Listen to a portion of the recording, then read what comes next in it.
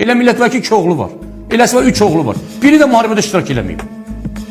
Hansında araşdırırsan, evlatlarının oğlan uşaqlarıdır.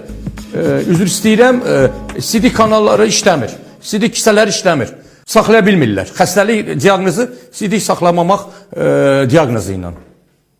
Mən başa düşə bilməm. Bu 125 dənə millət vəkili uşaqların hamısı problemi var prostatda. Biri Amerikada təhsil var, biri İngiltərədə təhsil, biri Türkiyədə təhsil var. Biri biznesi orada qurub, biri biznesi burada. Müharibə başladı, bunların hamısının CD kanalları kisəsi xarabdır. Soyuq dəyməsi var, saxlaya bilmirlər gecələr. Problemlidirlər. Problemlər bitəndən sonra insanlar birdən-birə sağalırlar.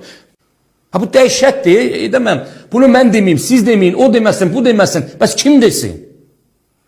Kimsiniz sizə ki, bu cür komfort həyat yaşayırsınız siz? Kim verib o statusu ki, sizin uşağınız bir nəfəri Qarabağda şəhid olmadı? 44 günün